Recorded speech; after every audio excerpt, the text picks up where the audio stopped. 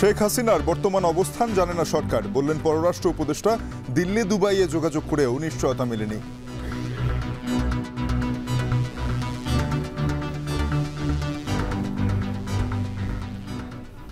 ওনার অবস্থান সম্বন্ধে নিশ্চিত আমরা হতে পারিনি। আমরা দিল্লিতেও খোঁজ করেছি, আমিরাতেও খোঁজ করেছি, কনফার্মেশন অফিসিয়ালি কেউ দিতে পারে না।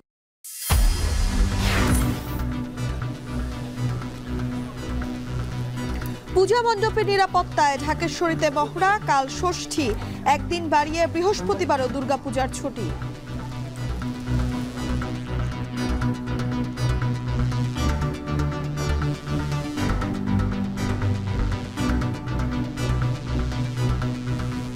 যারা ক্ষতিগ্রস্ত পরিবার আছে ওই পরিবারের কাছে প্রধান উপদেষ্টার ত্রাণ ও কল্যাণ তহবিল থেকে আমরা সহযোগিতার জন্য আমরা চেষ্টা করব।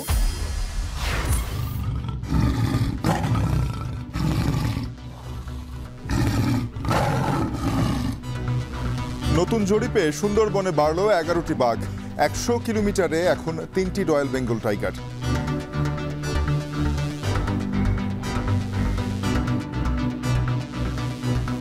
বাঘের সংখ্যা বাড়ার কারণগুলো সুনির্দিষ্ট করে বলা হয়েছে যে কিছু কিছু উদ্যোগ নেয়ার কারণে বাঘের সংখ্যা বেড়েছে।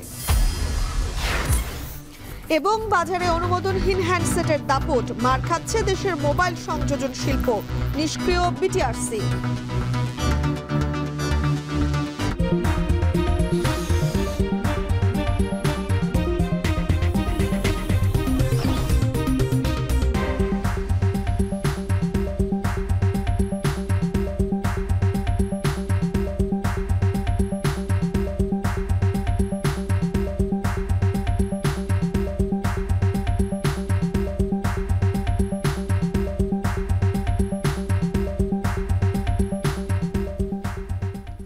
স্বাগত। এখন দুপুরে পুরো আয়োজন জুড়ে সঙ্গে রয়েছে আমরা দুজন, আমি তানজিলা খান মিম এবং আমি তানজিম শাফিন।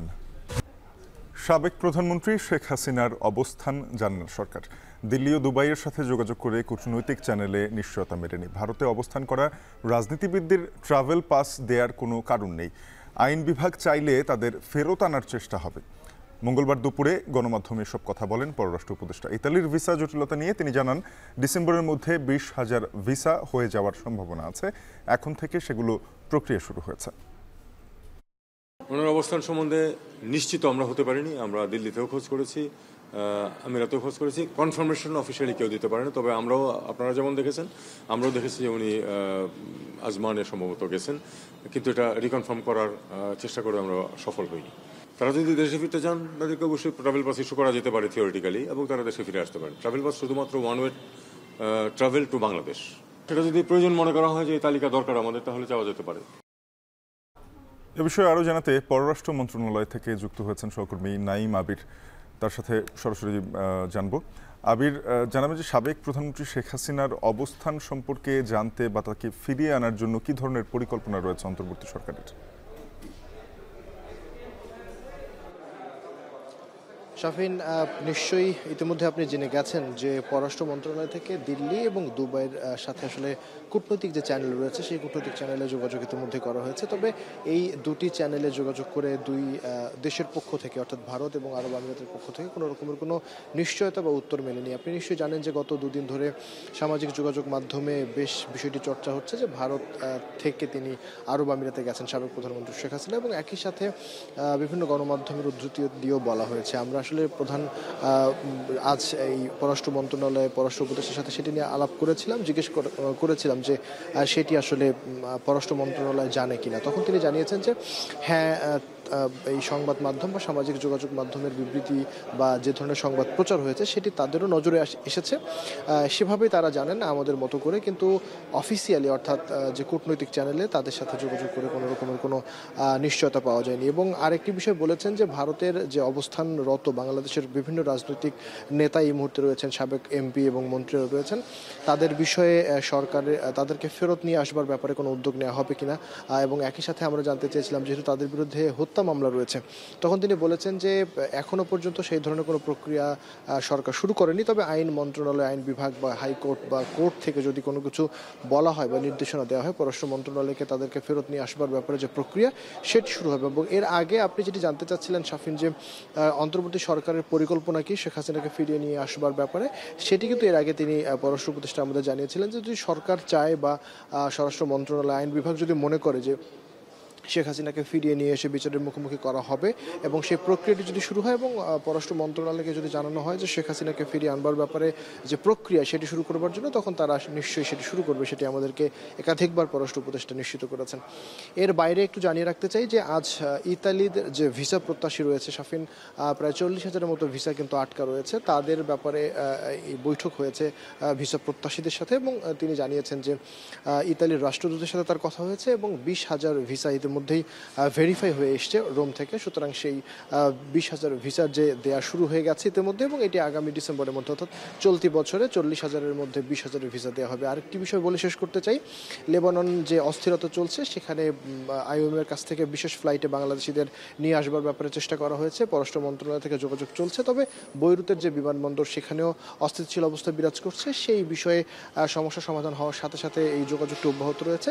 যত দ্রুত সম্ভব বাংলাদেশিদের নিরাপদে ফিরিয়ে আনবার ব্যাপারে পররাষ্ট্র মন্ত্রণালয়ের চেষ্টা করা হবে। তো মোটা দাগে এই বিষয়গুলো নিয়ে আজ পররাষ্ট্র উপদেষ্টা গণমাধ্যমে কথা বলেছেন। তো শাফিন, এই ছিল পররাষ্ট্র মন্ত্রণালয় থেকে আমার কাছে সবশেষ খবর। সহকর্মী নাইম আবির যুক্ত হয়েছিলেন। এবার শারদীয় দুর্গোৎসবের খবর। একদিন বাড়ল দুর্গাপূজার ছুটি। পূজা উপলক্ষে বৃহস্পতিবারও থাকছে সরকারি ছুটি। এদিকে দুর্গাপূজাকে কেন্দ্র করে মণ্ডপগুলোতে নিরাপত্তা জোরদার করা হয়েছে। সকালে ঢাকেশ্বরী জাতীয় মন্দির পরিদর্শন করেন ডিএমপি কমিশনার ও প্রধান উপদেষ্টার বিশেষ সহকারী মাহফুজ আলম। এ সময় মাহফুজ আলম বলেন, সনাতন ধর্মাবলম্বীদের উপর হামলার ঘটনার বিচার করা হবে। এদিকে ষষ্ঠীর মধ্য দিয়ে কাল থেকে শুরু হচ্ছে দুর্গোৎসব। প্রস্তুতি শেষ হয়েছে মণ্ডপে মণ্ডপে। আরও জানাচ্ছেন মাঝারিমন। ষষ্ঠীর মধ্য দিয়ে সনাতন ধর্মাবলম্বীদের সবচেয়ে বড় উৎসব দুর্গাপূজার আনুষ্ঠানিকতা শুরু হচ্ছে বুধবার। ইতিমধ্যেই রাজধানী সহ দেশজুড়ে প্রস্তুত করা হয়েছে 32,000 পূজা মণ্ডপ। দেবীপক্ষের সূচনা লগ্নে ঘরের মেয়ে দুর্গাকে বরণ করে পূজা অর্চনা করতে অপেক্ষার ক্ষণ গুনছেন মর্তের সন্তানরা। সেই সাথে ঢাকের বোল, কাসর ঘণ্টা, শাঁখের ধ্বনিতে মুখরিত হয়ে উঠবে পূজা মণ্ডপগুলো। সাম্প্রতিক কিছু বিচ্ছিন্ন ঘটনায় শঙ্কাও রয়েছে হিন্দু সম্প্রদায়ের মানুষের মধ্যে। পরিস্থিতি বিবেচনায় দুর্গাপূজাকে কেন্দ্র করে জোরদার করা হয়েছে নিরাপত্তা ব্যবস্থা। মঙ্গলবার ঢাকেশ্বরী জাতীয় মন্দিরে মহড়া হয় ডিএমপির বিভিন্ন ইউনিট সদস্যদের। আধুনিক প্রযুক্তিসহ মহড়ায় অংশ নেয় সোয়াত টিম, ডগ স্কোয়াড। পরিদর্শন শেষে সাংবাদিকদের ডিএমপি কমিশনার জানান, রাজধানী সহ দেশজুড়ে দুর্গাপূজাকে ঘিরে প্রতিটি মণ্ডপে সর্বাত্মক নিরাপত্তা নিশ্চিত করা হয়েছে।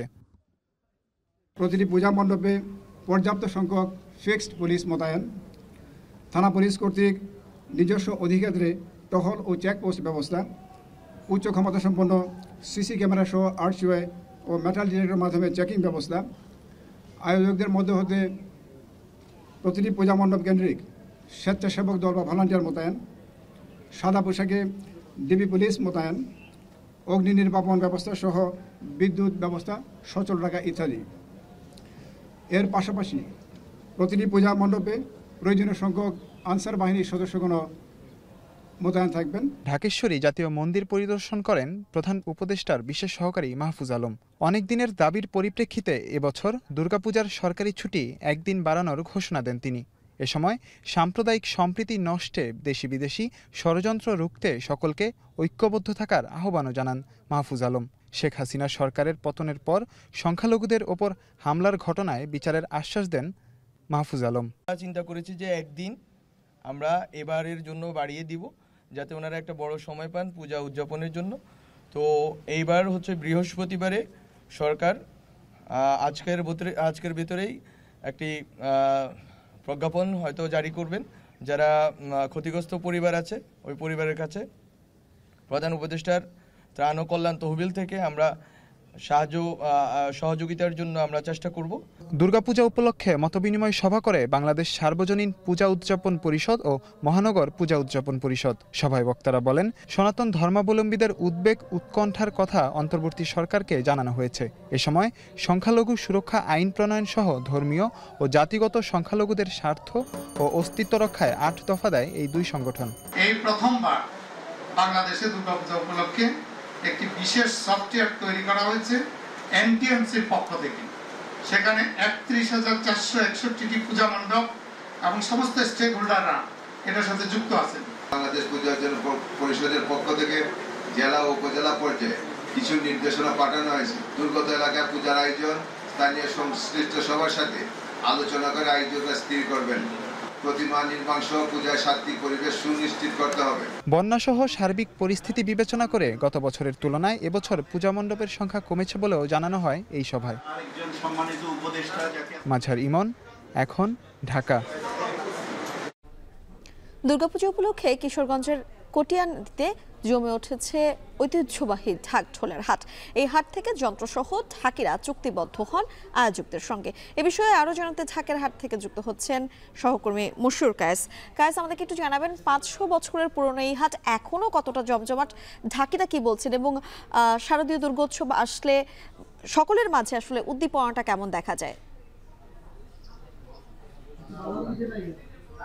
মিম, আপনি যে বিষয়টি বললেন এই বিষয়টি নিয়ে প্রথমেই বলি যে কিশোরগঞ্জে দুর্গা উৎসবের যে সবচেয়ে বড় আমেজ যে আসলে হাটটি বহন করে এবং যে আয়োজনটি বহন করে সেটি কিন্তু এই কিশোরগঞ্জের কঠিয়াদির যে ঢাকের হাটটি রয়েছে। এইখানে কিশোরগঞ্জের যে কয়েকটি মণ্ডপ রয়েছে পূজা উদযাপনের জন্য, এছাড়াও কিন্তু দেশের বিভিন্ন প্রান্ত থেকে আসলে আয়োজকরা আসেন এখানে ঢাকি এবং বাদ্যি যারা আছেন তাদের সঙ্গে চুক্তিবদ্ধ হওয়ার জন্য। এখানে এই দীর্ঘ 500 বছরের ঐতিহ্য এবং ইতিহাস কিন্তু রয়েছে এই ঢাকের হাটের।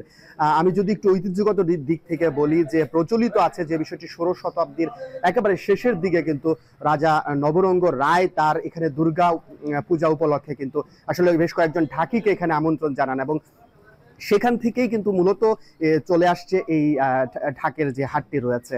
আমি যদি একটু আজকের ব্যাপারটা বলি, যদিও সকাল থেকে একেবারে বৈরী আবহাওয়া ছিল, বৃষ্টি ছিল পুরো দস্তর, কিন্তু সকাল থেকে কিন্তু আমরা এখানে আসার পর থেকে দেখেছি যে ঢাকের আওয়াজে কিন্তু আসলে এই হাটটি কিন্তু মুখরিত হয়ে আছে এবং সময় যতই গড়াচ্ছে তত বেশি কিন্তু আসলে ক্রেতা বিক্রেতার হাট ডাকে কিন্তু মুখরিত হয়ে উঠছে এই হাটটি। এবং আরেকটি বিষয় জানিয়ে রাখতে চাই যে এখানে যে আসলে যে ঢাকিরা আসছেন এবছর আয়োজকরাও যে বিষয়টি প্রত্যাশা করছেন 250 থেকে 300 ঢাকি কিন্তু এখান থেকে আসলে চুক্তিবদ্ধ হবেন সেরকমটি কিন্তু তারা প্রত্যাশা করছেন এবং তাদের যে মূলত যে আসলে তাদের চুক্তিটা হয় আয়োজকদের সাথে সেটি কিন্তু আসলে 15,000 টাকা থেকে শুরু করে একেবারে কিন্তু লাখ টাকাও ছাড়িয়ে যায় এখানে তাদের চুক্তি মূল্য। তো সেই দিক থেকে কিন্তু আমেজ পুরো দস্তর বলা যায় যে দুর্গাপূজাকে সামনে রেখে, এবং আজকে কিন্তু জমজমাট কেনা বেচা হচ্ছে এবং সময় যতই গড়াচ্ছে এই ঢাকের হাটের যে আসলে মূলত ঢাকের হাটের যে ক্রেতা বিক্রেতার হাক ডাক সেটি কিন্তু সময় যতই গড়াচ্ছে ততই কিন্তু আসলে বেড়ে যাচ্ছে। আর এখানে যদি বলি যে যে সকল অঞ্চল থেকে সবচেয়ে বেশি ঢাকের আসলে আসে সেগুলো হচ্ছে পার্শ্ববর্তী যে অঞ্চলগুলো রয়েছে এবং ঢাকা সহ বিভিন্ন অঞ্চল থেকে কিন্তু এখানে ঢাকেরা আসছেন। তো এই ছিল কিন্তু আমার কাছে কিশোরগঞ্জের ঢাকের হাটের সর্বশেষ পরিস্থিতি। মিম, কিশোরগঞ্জ থেকে ঢাকঢালের হাট সম্পর্কে বিস্তারিত জানাচ্ছিলেন সহকর্মী মশিউর কায়েস। নতুন জরিপে বাঘের সংখ্যা 11টি বেড়ে এখন 125। বাঘশুমারি প্রকাশ অনুষ্ঠানে আরও জানানো হয় এখন সুন্দরবনে প্রতি 100 বর্গ কিলোমিটারে 2টির বেশি বাঘ রয়েছে। এখানে কর্মকর্তারা বাঘের খাবার, চিত্রা হরিণ ও বন্য শূকরের পর্যাপ্ত মজুদ থাকায় অতি বিপন্ন এই প্রজাতিটির সংখ্যা আরও বাড়ার আশা করছেন। আর বন ও পরিবেশ উপদেষ্টা জানিয়েছেন সুন্দরবন বাঁচাতে রামপালের দূষণের বিষয়ে মূল্যায়ন শুরু করা হবে। আজহার লিমনের প্রতিবেদন। এটা মনে হয় বাগমামার এলাকা। তার কি কিছুতে সন্দেহ হচ্ছে? দিনে কিংবা রাতে এভাবে বনের রাজাদের চোখ ফাঁকি দিয়েই গোপন ক্যামেরাগুলো তুলে এনেছে তাদের অলস কিংবা কর্মচঞ্চল সময়ের ছবি, এবং সে সংখ্যাটি একেবারে কমও নয়। 2023 সালের জানুয়ারি মাস থেকে চলতি বছরের মার্চ পর্যন্ত এই গবেষক দল প্রায় 11 লাখ ছবি সংগ্রহ করেছে, যা এখন উচ্চতর গবেষণার জন্য যাচাই বাছাই হচ্ছে। আর এই ক্যামেরা ট্র্যাপিং পদ্ধতির বদৌলতে জানা যাচ্ছে সুন্দরবনে বাড়ছে অতি বিপন্ন বাঘের সংখ্যা।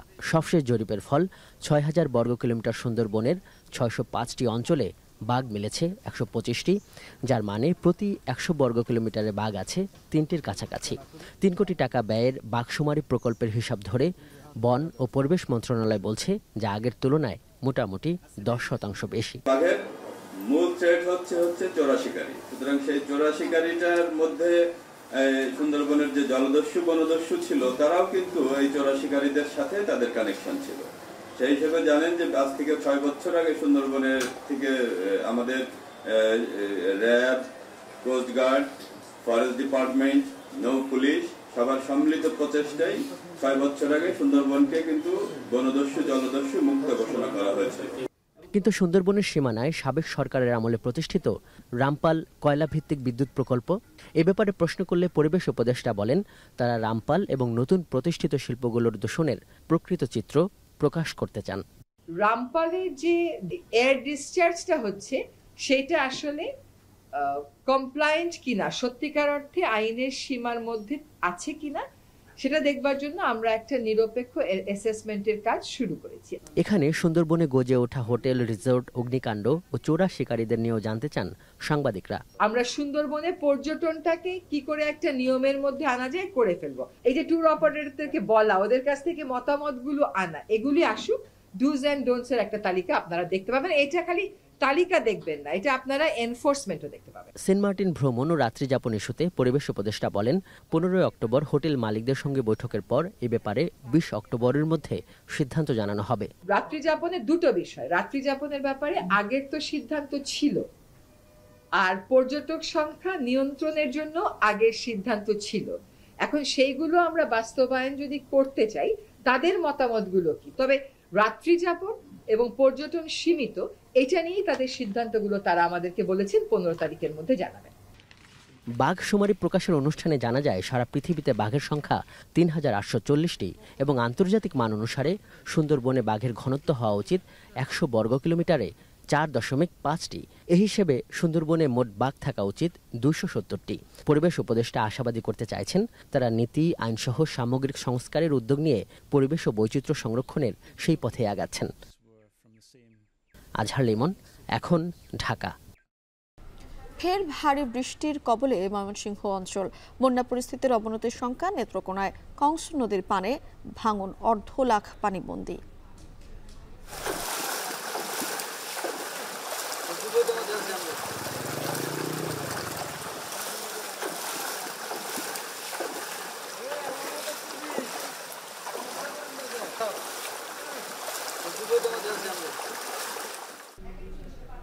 চাহিদার বিপরীতে শতভাগ উৎপাদন সক্ষমতা থাকার পরও দেশে অনুমোদনহীন মোবাইল সেটের বাজার বাড়ছে। এই কারণে বছরে প্রায় ২.৫ থেকে ৩,০০০ কোটি টাকা রাজস্ব হারাচ্ছে সরকার। খাত সংশ্লিষ্টরা বলছেন সরকারের কাছে অনুমোদনহীন মোবাইল সেট বন্ধের উপায় থাকলেও সে ব্যাপারে কোনো পদক্ষেপ নেওয়া হচ্ছে না। এতে করে মার খাচ্ছে সম্ভাবনাময় দেশীয় এই শিল্প। নাজমুস সাকিবের প্রতিবেদন।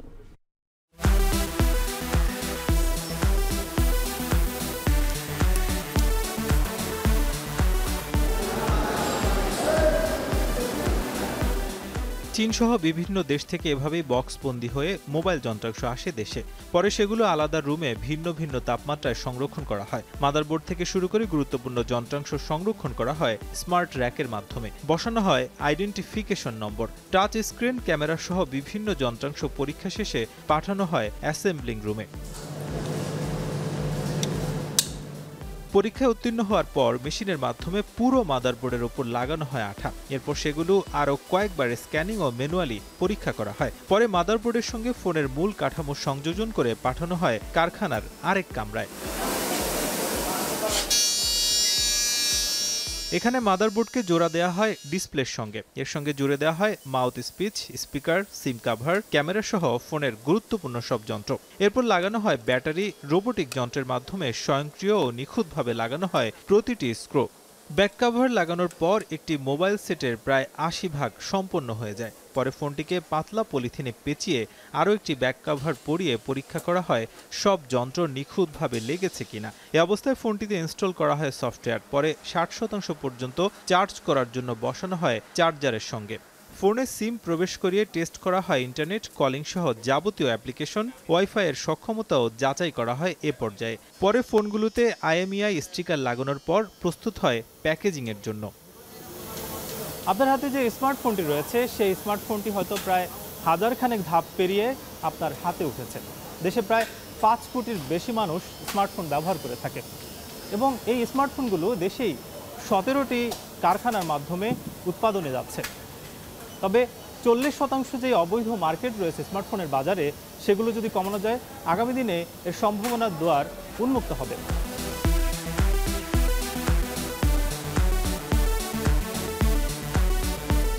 আনঅফিসিয়াল মোবাইল ফোনের চাহিদা কতটা স্মার্টফোনের দোকানে গেলেই তা বোঝা যায়। ক্রেতাদের একটি বড় অংশ আগ্রহ নিয়ে কিনতে আসেন এসব ফোন, কারণ অফিসিয়াল ফোনের চেয়ে বেশ কিছুটা কমে পাওয়া যায় এসব mobile set. As a student, like 4,000 to 5,000 taka is a huge amount for a student. 5G official phone কিনতে গেলে মিনিমাম আমাকে 30+ বাজেট রাখতে হয়। এই জন্য ওই বাজেটের মধ্যে আমি একটা আনঅফিসিয়াল ফোনই আমি আর কি চয়েস করছি আমার জায়গা থেকে। স্টুডেন্টরা ধরেন অফিসিয়াল ফোন অ্যাফোর্ড করার মতো আমাদের বাজেটটা নাই, সো যার কারণে আমরা আনঅফিসিয়াল ফোনটাই প্রেফার করি আর কি। বিক্রেতারা বলছেন, যেহেতু চাহিদা রয়েছে তাই এসব মোবাইল সেট তারা বিক্রি করেন। বেশিরভাগ মোবাইল ফোনই আনঅফিসিয়াল পাওয়া যায়। দুই রেঞ্জের কাস্টমার আছে, কিছু রেঞ্জ আছে উপরে মানে যারা একটু ফ্ল্যাগশিপ ইউজ করে, আবার আনঅফিসিয়ালেরও কাস্টমার আছে। অফিসিয়াল ফোনের দাম হচ্ছে আপনার 40, সেই ফোনটাই আপনার আনঅফিসিয়ালি সেল হচ্ছে মাত্র আপনার হচ্ছে 30 বা 28 এরকম সেল হচ্ছে। তখন কাস্টমার দেখতেছে যে না, আমার হচ্ছে আনঅফিসিয়াল নিলে লাভ হচ্ছে বেশি। প্রায় 100% স্থানীয় কর্মী দিয়ে দেশেই মোবাইল সেট তৈরি করছে চীনের প্রযুক্তিপূর্ণ নির্মাতা প্রতিষ্ঠান শাওমি। দেশের চাহিদা মিটিয়ে আগামীতে রপ্তানির লক্ষ্য প্রতিষ্ঠানটির। কিন্তু বিদেশ থেকে আসা আনঅফিসিয়াল মোবাইল সেটের দাপটে স্থানীয় উদ্যোক্তারা ক্ষতির শিকার হচ্ছেন। তাই নিয়ন্ত্রক সংস্থাকে এ বিষয়ে নজর দেওয়ার আহ্বান জানিয়েছেন মোবাইল সেট নির্মাতারা। মাত্র 2-3টা রুট আছে যেই রুটগুলো দিয়ে ইন্টারন্যাশনালি আসলে ফোনগুলো আসে। সেই জায়গাটাই যদি আমরা কন্ট্রোল করতে পারি, এয়ারপোর্টে যদি আমরা আসলে কন্ট্রোল করতে পারি, তাহলে আমার ধারণা এটা করবে।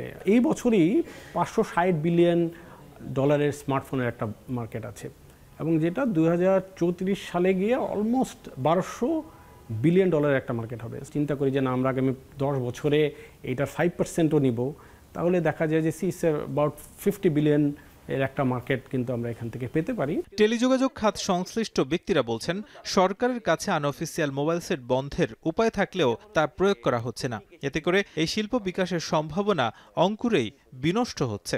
4-5 বছর আগে যেখানে গ্রে মার্কেটটা ছিল প্রায় 5% নাগাদ, সেই গ্রে মার্কেট স্লোলি হতে হতে এখন প্রায় দাঁড়িয়েছে প্রায় 40% মতো। আমরা বলছিলাম যে দেখুন, এই টেকনোলজি প্রোডাক্ট কিন্তু গ্রে বন্ধ করা খুব ইজি, কারণ এই প্রতিটা হ্যান্ডসেটে একটা করে IMEI নাম্বার থাকে এবং সেই IMEI নাম্বার BTRC আমাকে অনুমোদন দিলেই কিন্তু আমি ম্যানুফ্যাকচারিং করতে পারি। আমি কিন্তু যে কোনো হ্যান্ডসেট ম্যানুফ্যাকচারিং করতে পারি না। পরিসংখ্যান বলছে, আনঅফিসিয়াল মোবাইল সেটের কারণে বছরে প্রায় 2.5 থেকে 3,000 কোটি টাকা রাজস্ব হারাচ্ছে সরকার। নাজমুস সাকিব, এখন, ঢাকা। ময়মনসিংহ শেরপুর নেত্রকোনায় বন্যা পরিস্থিতির অনেকটাই উন্নতি হয়েছে। বেশিরভাগ স্থান থেকেই পানি নামতে শুরু করেছে, তবে এখনও দুর্ভোগ কমেনি বানভাসী মানুষের। পানির স্রোতে ভেঙে গেছে অনেকের ঘরবাড়ি। দুর্গত এলাকায় তীব্র সংকট দেখা দিয়েছে খাবার ও বিশুদ্ধ পানির। 3 জেলা মিলিয়ে এখনও পানিবন্দী 1.5 লাখের বেশি মানুষ। বিস্তারিত দেখুন প্রতিবেদনে।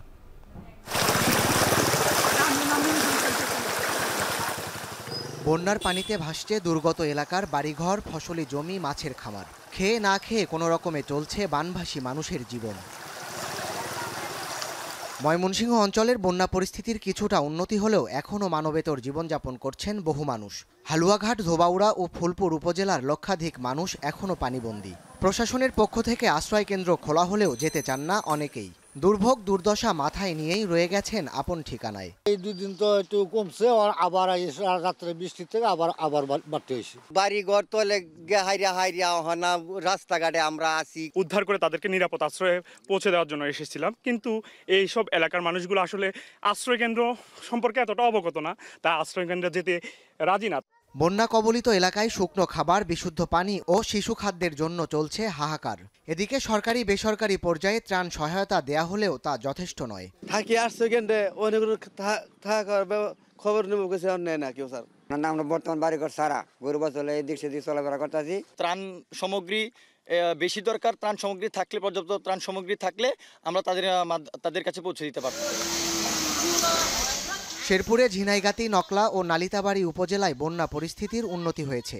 বসতবাড়ি থেকে নেমে যাচ্ছে পানি, তবে বন্যা কবলিত এলাকায় দুর্ভোগ বেড়েছে কয়েক গুণ। পানির তীব্র স্রোতে ভেঙে গেছে বেশিরভাগ ঘরের অবকাঠামো, দেখা দিয়েছে বিভিন্ন পানিবাহিত রোগ। স্যাঁতসেঁতে বসত ঘরে নেই রাত্রি যাপনের পরিবেশ। চারণভূমি ডুবে থাকায় খাদ্য সংকট দেখা দিয়েছে গবাদি পশুর। থাকার ঘরে পানি নামছে কিন্তু রান্নাঘরে পানি নামে নাই। আমাদের আরো কষ্টটা বাড়ছে, দেখা যাচ্ছে যে আমরা চুলাতে রান্না করতে পারতেছি না। ঘর বাড়ি ভেঙেই তো গেছে, এখন আমরা আস্থার মধ্যে উঠে আসি। নতুন করে বৃষ্টি না হওয়ায় কমেছে নেত্রকোনার সব কয়টি নদ নদীর পানি, তবে পানি কমলেও পর্যাপ্ত ত্রাণ সহায়তার অভাবে বানভাসীরা। বন্যা পরিস্থিতির কিছুটা উন্নতি হলেও এখনও পানিবন্দী 4 উপজেলার প্রায় 40,000-এর বেশি মানুষ। আমাদের এখানে দুইটা রাস্তা ভাঙ্গা যাওয়া, আমরা বাজার আসতে পারি না, কিছু নিতে পারি না, খাইতেও পারি না। 5 দিন ধরে কষ্ট করতেছে, খাওয়া নাই দাওয়া নাই, সব মানুষ এই অবস্থায়। এদিকে ত্রাণ ও পুনর্বাসন কর্মকর্তা বলছেন, ময়মনসিংহে 3 উপজেলার বানভাসী মানুষের জন্য 63 টন চাল ও 7 লাখ টাকা বরাদ্দ দেওয়া হয়েছে। আমাদের কাছে পর্যাপ্ত পরিমাণের জিআর চাউল রয়েছে এবং আমাদের নগদ ক্যাশও আছে। চাহিদার প্রেক্ষিতে বিতরণের সাপেক্ষে আমরা প্রত্যেকের ঘরে ঘরে পৌঁছে দেওয়ার জন্য চেষ্টা চালিয়ে যাচ্ছি। এদিকে বন্যার পানিতে নেত্রকোনার দুর্গাপুর উপজেলায় এক বৃদ্ধের মৃত্যু হয়েছে। এখন ময়মনসিংহ। শেরপুরে বৃষ্টি কমে যাওয়ায় বন্যা পরিস্থিতির কিছুটা উন্নতি হয়েছে, তবে খাবার ও বিশুদ্ধ পানির সংকটে বাড়ছে পানিবন্দী মানুষের দুর্ভোগ, দেখা দিয়েছে পানিবাহিত নানা রোগ। এ বিষয়ে জানাতে লালিতাবাড়ি এলাকা থেকে যুক্ত হচ্ছেন জাহিদুল খান সৌরভ। সৌরভ, জানাবেন বন্যা পরিস্থিতির সবশেষ অবস্থা কি এবং দুর্গতদের দুর্ভোগ কমাতে কোনো ব্যবস্থা নেওয়া হচ্ছে কিনা?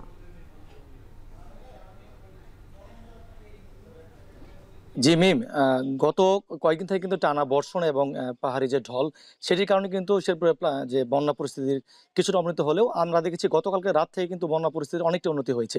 আমরা পানি উন্নয়ন বোর্ড থেকে যে তথ্যটি পেয়েছি সেটা হচ্ছে প্রথম ব্রহ্মপুত্র, তারপর হচ্ছে ভোগাই নদী, চেলাখালী নদী, মহারশী নদীর পানি বিপদসীমা নিচ দিয়ে প্রবাহিত হওয়ার কারণে কিন্তু পানি অনেকটা কমে গেছে। তো পানি কমে যাওয়ার পরেও কিন্তু আমরা দেখেছি দুর্ভোগ, এই বন্যা কবলিত যে মানুষজন রয়েছে তারা কিন্তু অনেকটা দুর্ভোগ পাচ্ছে। আমি যেখানে দাঁড়িয়ে রয়েছে সেটি হচ্ছে নালিতাবাড়ি কলসপাড়ি ইউনিয়নের একটি গ্রাম। সেখানে আমি দেখেছি যে এখানে যারা বন্যা কবলিত মানুষজন রয়েছেন তাদের বাড়িতে এখন পর্যন্ত হাঁটু সমান পানি রয়েছে। তো আমি যদি একটু দুর্ভোগের কথা জানাই, সেটা হচ্ছে রান্নাঘরে তাদের এখনো পানি রয়েছে, বাড়িতে ছেঁচেতে পরিস্থিতি, প্রচণ্ড তীব্র গন্ধ এখান থেকে ছড়াচ্ছে এই পানি ছেঁচে থাকার অবস্থায়।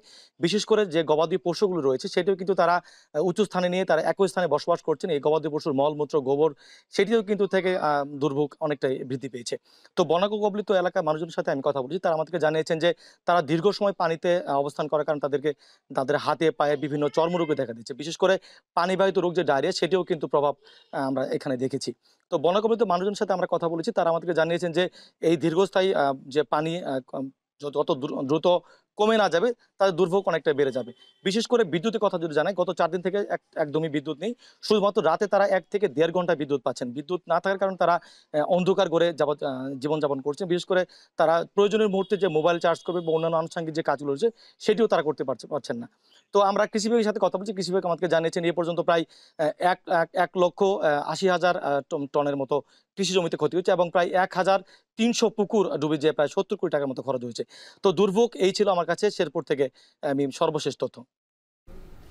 শেরপুর থেকে বন্যা পরিস্থিতির খবর এবং বন্যা দুর্গত এলাকায় সবশেষ খবর জানাচ্ছিলেন সহকর্মী জাহিদুল খান সৌরভ। ভ্রমণে নিষেধাজ্ঞা শুরু হওয়ায় পর্যটক শূন্য 3 পার্বত্য জেলা, যা চলবে 31 অক্টোবর পর্যন্ত। এতে স্থবির পাহাড়ের পর্যটন। পূজা ও কঠিন চিবর দান অনুষ্ঠানকে ঘিরে আগে থেকেই বুকিং হওয়া হোটেল মোটেলে বুকিং বাতিল করছেন অনেকে। এদিকে পূজার ছুটিতে অন্য বছরের তুলনায় এবারে পর্যটক বাড়ছে কক্সবাজারে। প্রস্তুতি নিতে শুরু করেছেন হোটেল ব্যবসায়ীরা। সহকর্মীদের তথ্য ছবিতে বিস্তারিত জানাবেন শামীমুর রহমান শাম্মী। প্রতি বছর পূজার ছুটিতে পর্যটকে মুখরিত থাকে পাহাড়, ঝর্ণা আর হ্রদের শহর রাঙামাটি, খাগড়াছড়ি ও বান্দরবান। তবে এবারের চিত্র একেবারেই ভিন্ন। পর্যটকের ঠাসা সাজেক সহ বেশিরভাগ পর্যটন স্পট এখন জনমানব শূন্য।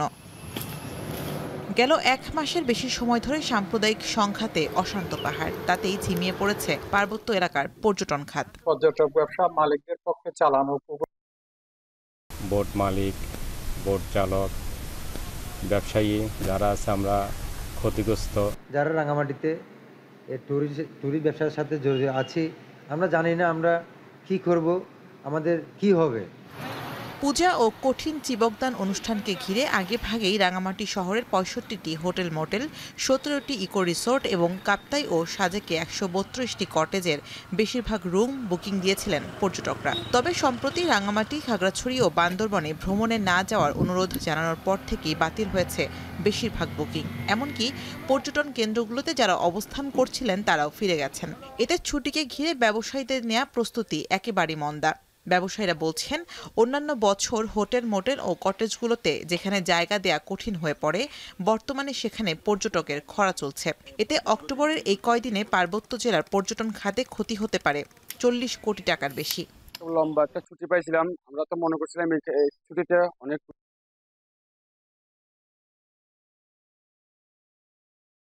সাম্প্রতিক যে সমস্যা, এসব কারণে রাঙামাটিতে আসলে টুরিস্ট আসছে না। আমরা খুবই লসের মুখে আছি। বন্ধের কারণে আমাদের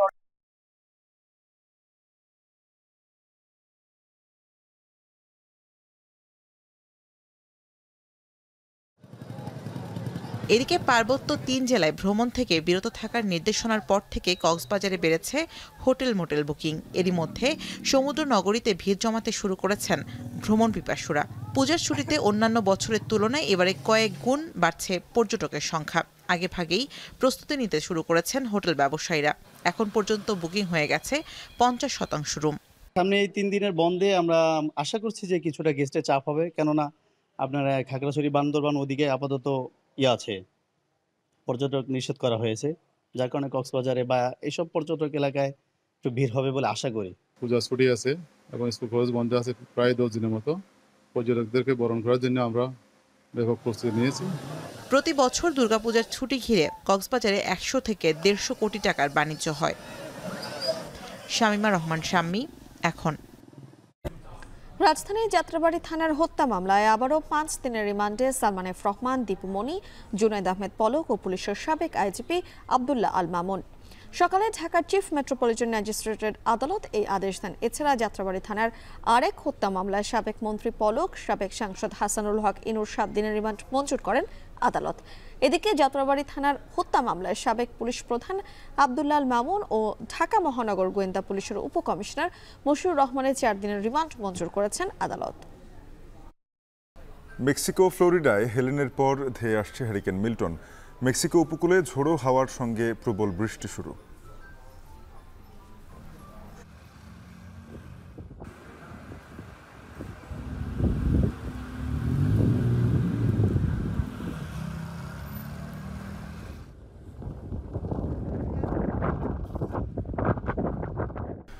এবারে দেশের বাইরের খবর। মাত্র 1 সপ্তাহের ব্যবধানে আবারও হ্যারিকেনের কবলে পড়তে যাচ্ছে মেক্সিকো ও যুক্তরাষ্ট্রের ফ্লোরিডার উপকূলবাসী। হ্যারিকেন মিল্টন ক্রমেই শক্তি সঞ্চয় করে ক্যাটাগরি 5-এ রূপ নিয়ে স্থানীয় সময় বুধবার নাগাদ ফ্লোরিডা উপকূলে আছড়ে পড়তে পারে। এর প্রভাবে এরই মধ্যে মেক্সিকো উপকূলে ঝোড়ো হাওয়ার সঙ্গে প্রবল বৃষ্টি শুরু হয়েছে। হারিকেন মোকাবিলায় নিজেদের প্রস্তুত রাখছেন মেক্সিকো ও ফ্লোরিডাবাসী। বাসিন্দাদের নিরাপদ আশ্রয়ে চলে যাওয়ার অনুরোধ জানিয়েছেন ডেমোক্র্যাট প্রার্থী কামালা হ্যারিস। বিস্তারিত জানাচ্ছেন তানভীর জনি। হারিকেন হেলেনের ক্ষত এখনও কাটিয়ে উঠতে পারেনি মেক্সিকো ও যুক্তরাষ্ট্রের উপকূলের বাসিন্দারা। ক্যাটাগরি 4 মাত্রার হারিকেন হেলেন আঘাত হানার 2 সপ্তাহের কম সময়ে আবারও 5 মাত্রার হারিকেন মিল্টন চোখ রাঙাচ্ছে। বিশাল ধ্বংসযজ্ঞ সরিয়ে এখনও স্বাভাবিক জীবনে ফিরতে পারেনি মেক্সিকো উপসাগরের মানুষ। মাত্র 24 ঘন্টার ব্যবধানে হারিকেন মিল্টন ক্যাটাগরি 4 থেকে 5-এ পরিণত হয়েছে। স্থানীয় সময় বুধবার ভয়ঙ্কর রূপ নিয়ে আছড়ে পড়তে পারে ফ্লোরিডার পশ্চিম উপকূলে। বর্তমানে ঘন্টায় 285 কিলোমিটার গতিতে ফ্লোরিডার দিকে ধেয়ে আসছে হারিকেনটি। মার্কিন হারিকেন সেন্টার জানায় উপকূলে আঘাত হানার পর ব্যাপক ধ্বংসযজ্ঞ চালাতে পারে Milton. All hazards are in play here. A multi-hazard event, you really have to be thinking about significant, widespread power outages for days. Hurricane মিল্টনের প্রভাবে এরই মধ্যে মেক্সিকো উপকূলে শুরু হয়েছে ঝড়ো হাওয়ার সঙ্গে প্রবল বৃষ্টি। বন্ধ করে দেওয়া হয়েছে বেশ কয়েকটি পর্যটন স্পট ও কার্গো বন্দর। বাসিন্দারা নিত্যপণ্য সংগ্রহের জন্য দোকানে ভিড় জমিয়েছেন। conectar cables, preparar mis documentos importantes. Todos nos preparamos pues con mucha comida, adaptamos el restaurante para ফ্লোরিডায় আঘাত হানার সময় 6 ফুট পর্যন্ত জলোচ্ছ্বাস হতে পারে বলে আশঙ্কা করা হচ্ছে। ক্যাটাগরি 5-এর হারিকেন মিল্টন আটলান্টিকের 10টি হারিকেনের মধ্যে একটি হয়ে উঠেছে। এরই মধ্যে পূর্ব প্রস্তুতি নিয়ে রাখছেন ফ্লোরিডার বাসিন্দারা। প্রস্তুত রাখা হয়েছে কয়েকশো অ্যাম্বুলেন্স। স্থগিত করা হয়েছে বেশ কয়েকটি বিমানবন্দরের কার্যক্রম। নিরাপত্তার দায়িত্বে আছে 7,000 ফেডারেল কর্মী। উপকূলের বাসিন্দাদের নিরাপদে সরে যাওয়ার অনুরোধ জানিয়েছেন vice president Kamala Harris. To evacuation orders. Please listen to your local officials because I know a lot of folks out there have survived. Hurricane মিল্টনের বিপর্যয় এড়াতে ফ্লোরিডা অঙ্গরাজ্যে প্রস্তুত রাখা হয়েছে গোটা একটি স্টেডিয়াম। মাঠের মধ্যে বসানো হয়েছে বিছানা। প্রায় 10,000 মানুষের থাকার ব্যবস্থা করা হয়েছে এখানে। এদিকে ফ্লোরিডার ট্যাম্পা শহরের মহাসড়কে গাড়ির দীর্ঘ সারি তৈরি হয়েছে।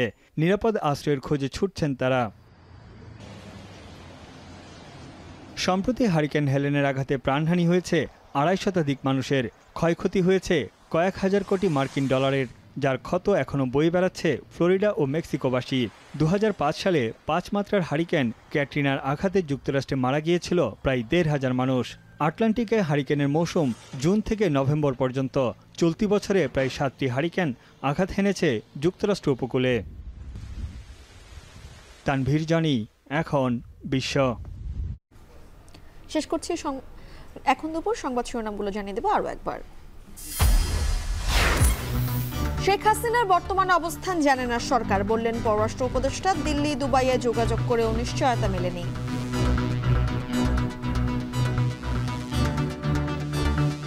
ওনার অবস্থান সম্বন্ধে নিশ্চিত আমরা হতে পারিনি। আমরা দিল্লিতেও খোঁজ করেছি, আমিরাতেও খোঁজ করেছি, কনফার্মেশন অফিসিয়ালি কেউ দিতে পারে না।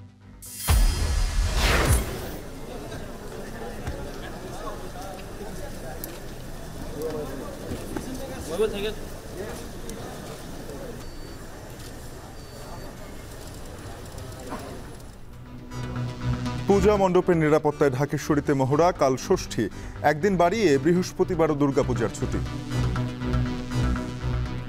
যারা ক্ষতিগ্রস্ত পরিবার আছে ওই পরিবারের কাছে প্রধান উপদেষ্টার ত্রাণ ও কল্যাণ তহবিল থেকে আমরা সহযোগিতার জন্য আমরা চেষ্টা করব।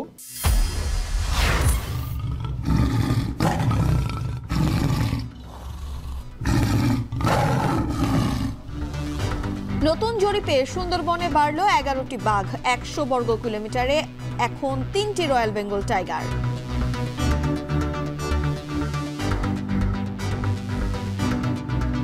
বাঘের সংখ্যা বাড়ার কারণগুলো সুনির্দিষ্ট করে বলা হয়েছে যে কিছু কিছু উদ্যোগ নেয়ার কারণে বাঘের সংখ্যা বেড়েছে।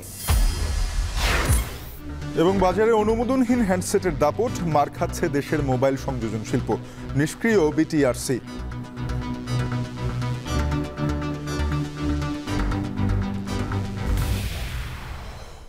শেষ করছি এখন দুপুর। এখন টেলিভিশন ওয়েবসাইটে দেখতে ভিজিট করুন www.ekhon.tv। এছাড়া ফেসবুকে যুক্ত থাকুন facebook.com/tv.ekhon এবং ইউটিউবে দেখতে ভিজিট করুন youtube.com/c/ekhon tv।